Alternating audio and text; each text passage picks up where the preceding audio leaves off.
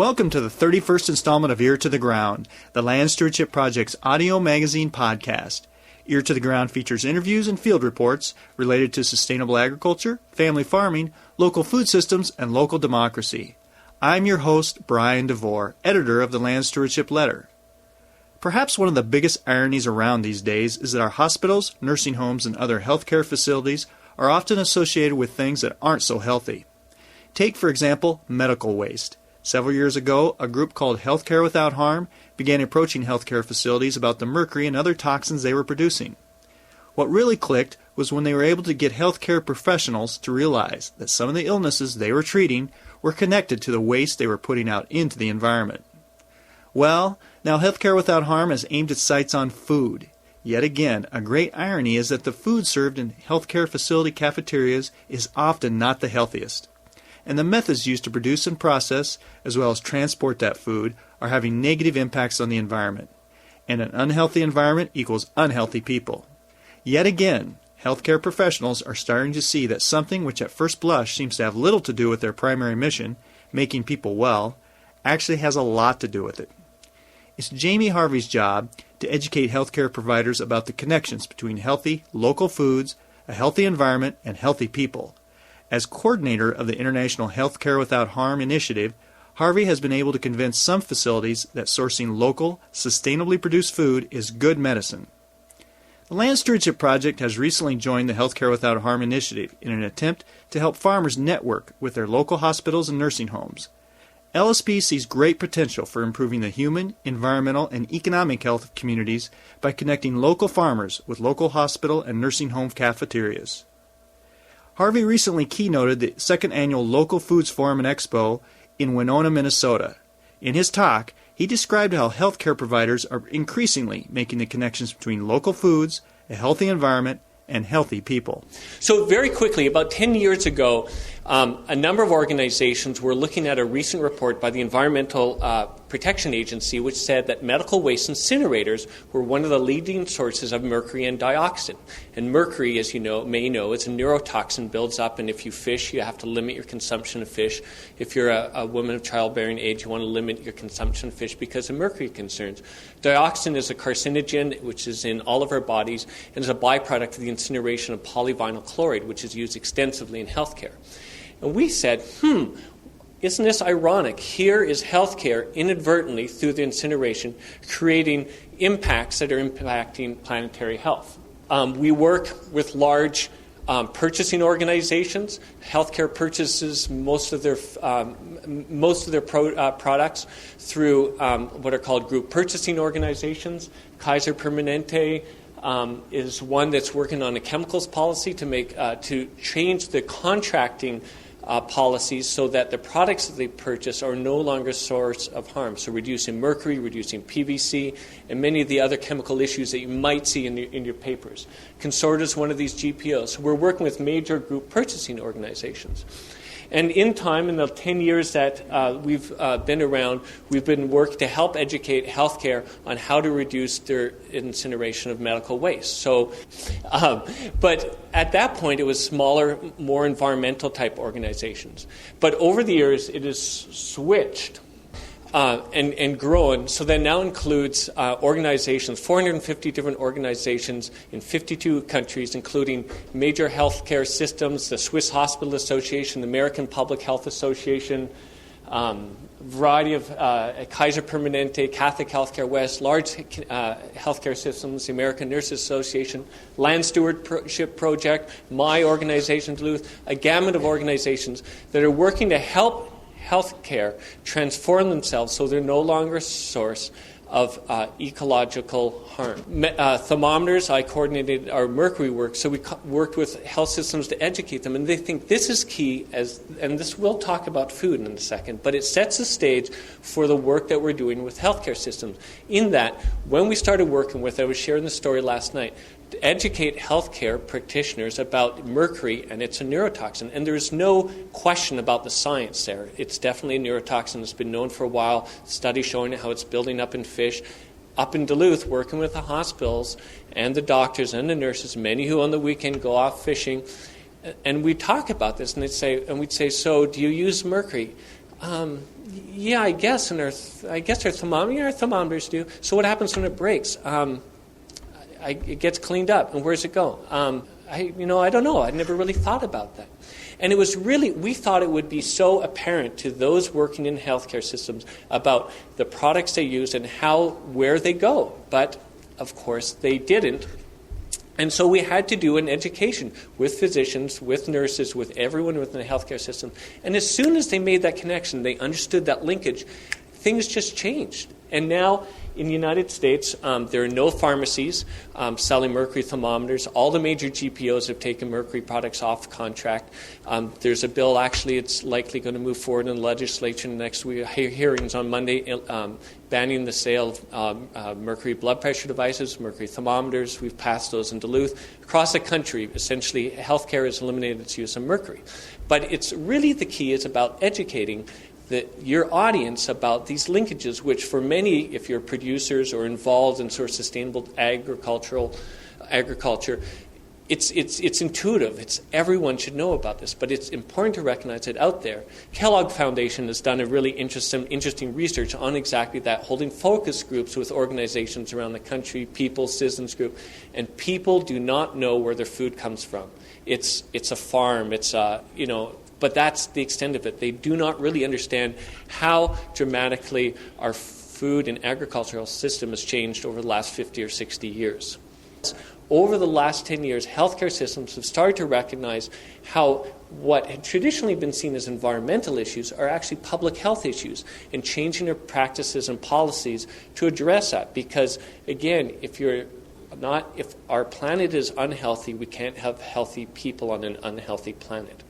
So we're here to talk about hospital food, and so hospital food has gotten a bad rap. But the one thing that, again, in audiences where if you're interested in bringing sustainable food into institutions and working with them, is that 50 and 60, 70%, in the 50 to 70% range of the food that hospitals buy is actually served to the staff and to the visitors.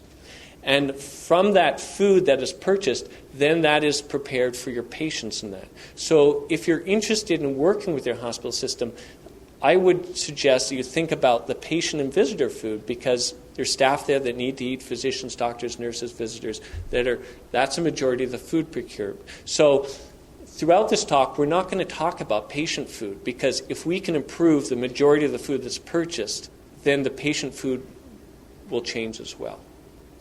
So how did Healthcare Without Harm, which had its genesis that was involved in more toxic types of issues, become involved with food? Well, some of our major healthcare system partners came to us. Catholic Healthcare West, Catholic Health Initiatives, Kaiser Permanente. They came to us and said, there's this obesity crisis. And there's this debate raging internally about what and how we do. And it's important to recognize that they're not only having to treat patients, they're having to change rooms because patients can't get into the rooms.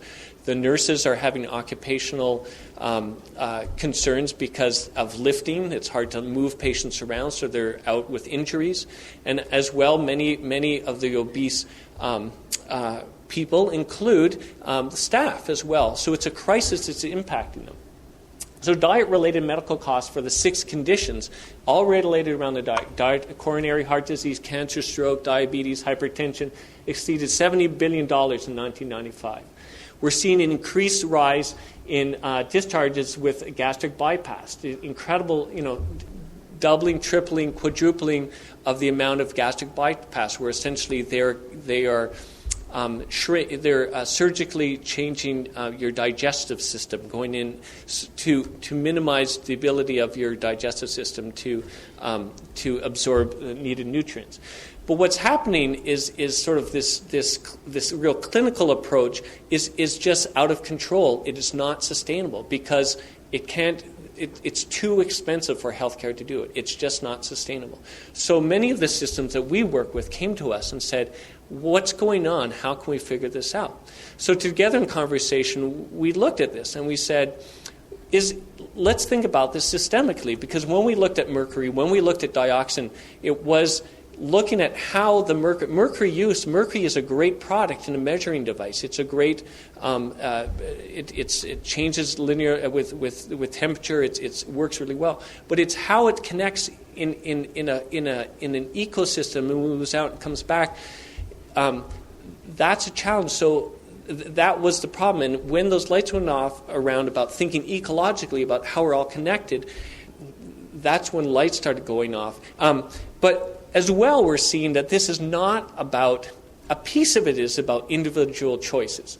And as the Institutes of Medicine has said, and this was around a discussion around tobacco and how to change tobacco. They said it's unreasonable to expect that people will change their behavior easily when so many forces in the social, cultural, and physical environment conspire against such change. So we have incredible marketing pressures. We have a whole variety of pressures telling us what we should eat. We have nutrition recommendations saying how many calories, how many vitamins, but really we're not looking at this systemically about how the whole system works to impact our health. Again, our healthcare partners started to recognize this. So we developed, this ecological approach, which says we have to look at how all these things are tied together. We can't just look at obesity. What are there other health impacts that healthcare is confronting that if we looked at from a systemic approach, we could really change things? And it's complex, it's tricky, because they're not always apparent, they're not always linear. And it really needs to think big picture while you're trying to make change at a very individual level. So the way the systems that we work with are starting to recognize is that obesity is just one symptom of a failed food system. That is how our food is protected and produced and distributed.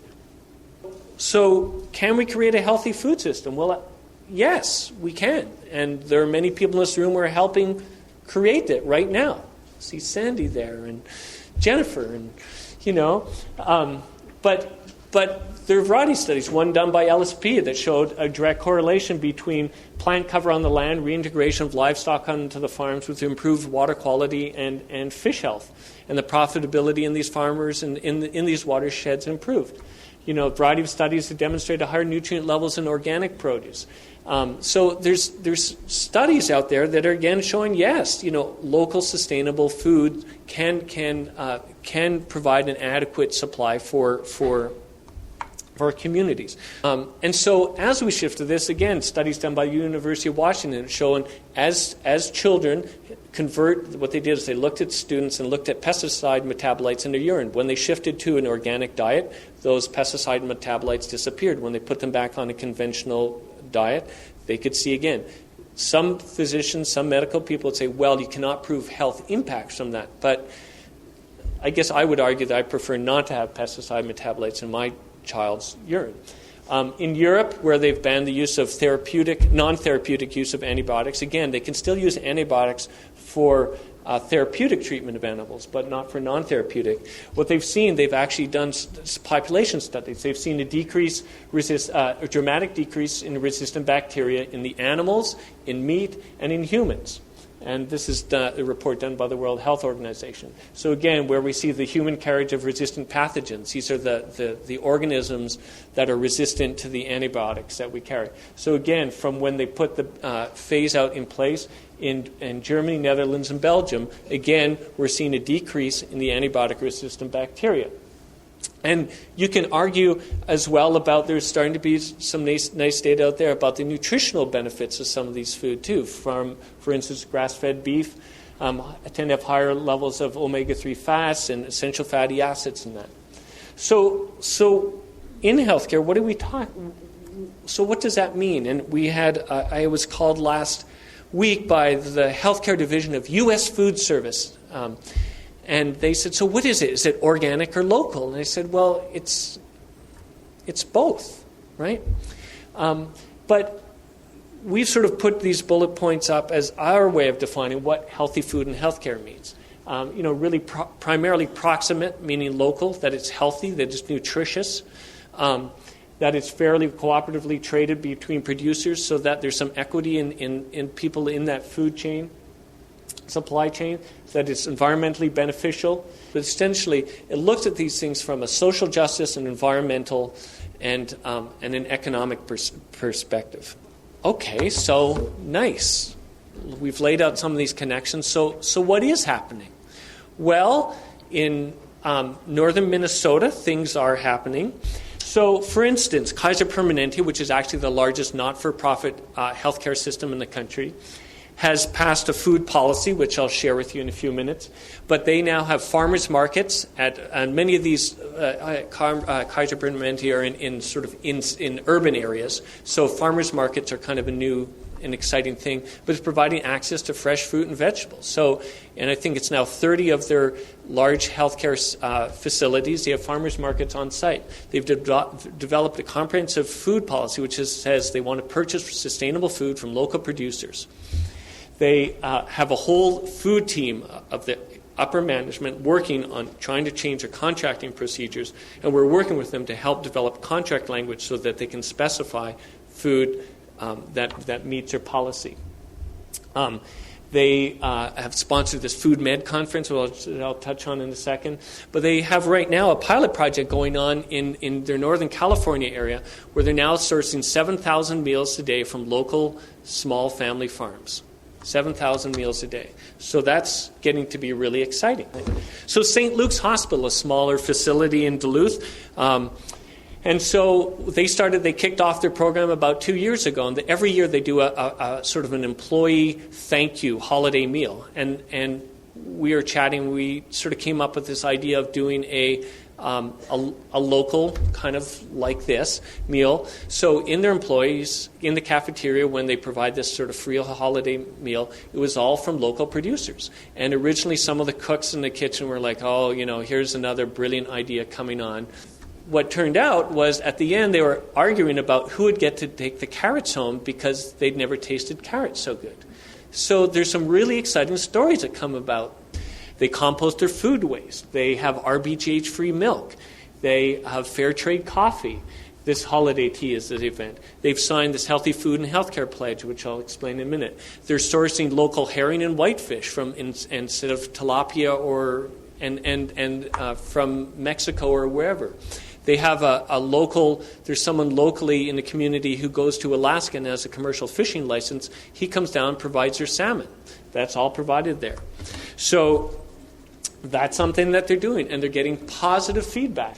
Bartles Lutheran Home in Iowa, which is a retirement community, 25% of their food is local. Their beef is raised without hormones or non-therapeutic antibiotics. And as Robin Gaines, she's a dietitian and writes in sort of national dietetics journals and that, she said, it just makes sense. Everyone in our hospital, in a retirement home, grew up within 20 miles. It's their cousins or their nephews or their nieces who are growing this stuff. Why should I be getting, the side of beef that's come from, who really knows where? I could just order it directly. It just makes sense.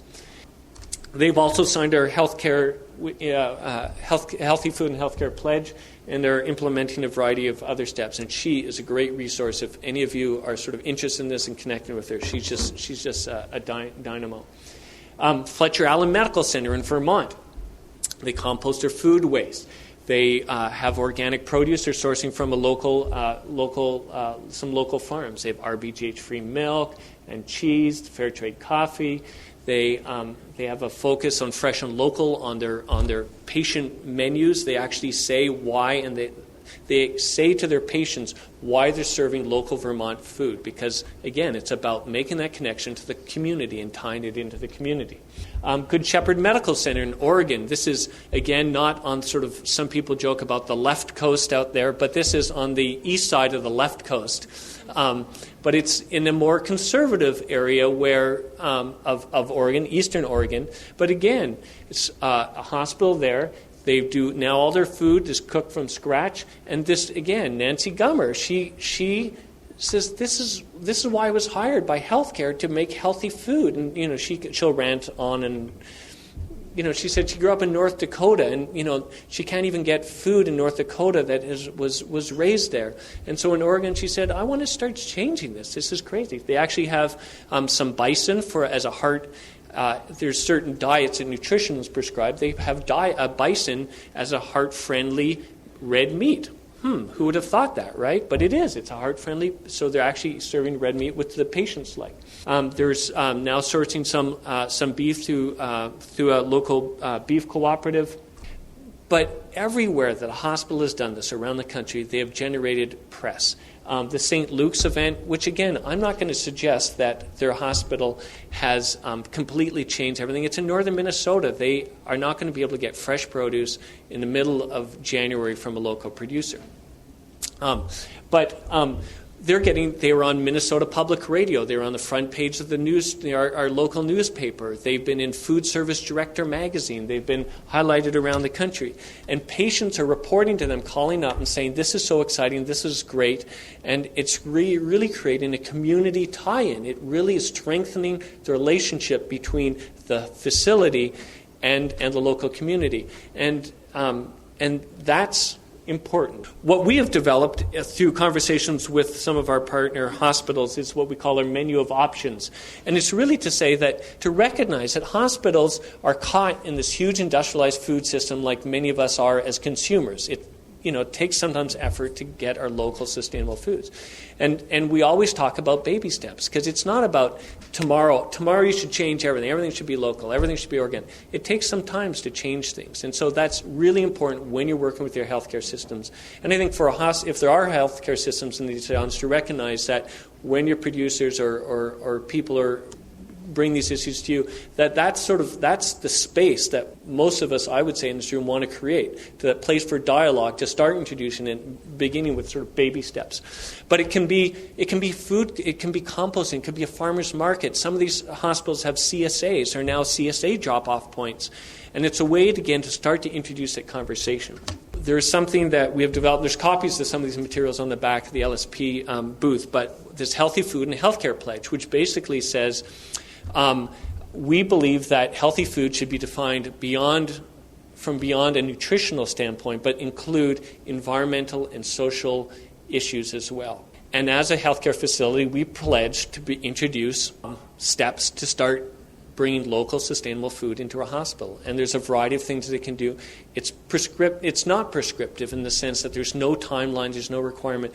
But what it really does is it sends a signal to the marketplace, the Cisco's, the U.S. Food Services, the food service contractors that they're working with, that as a facility you're interested in doing this.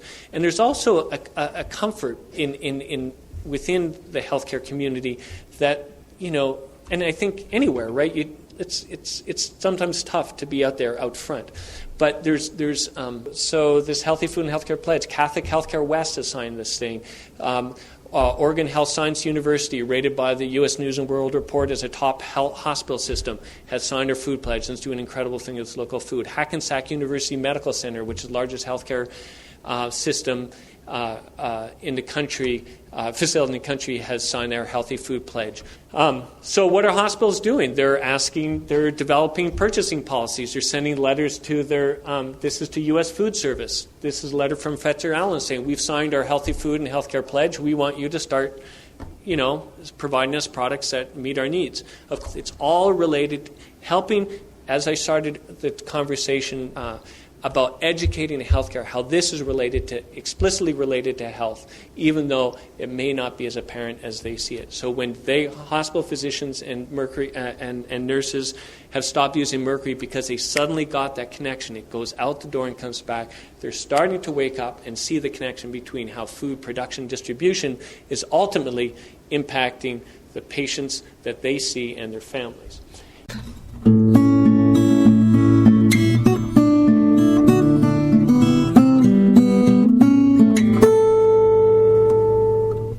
For more on healthcare without harm, see www.healthyfoodinhealthcare.org. That's www.healthyfoodinhealthcare.org. That's all one word. You may want to ask your local healthcare facility to send staff to the annual FoodMed conference. Details are at www.foodmed.org. That's FoodMed, FoodMed.org. Send your comments and suggestions about this podcast to me, Brian DeVore, at bdevore@landstewardshipproject.org. You You can also call me at 612-729-6294. A special thank you goes out to Laura Borgendale, a Western Minnesota musician who provided Ear to the Ground's theme music. And a very special thank you to all of Land Stewardship Project's members who make initiatives such as this podcast possible. If you're not a member and would like to support us, go to landstewardshipproject.org to learn how to join LSP. Thanks for listening.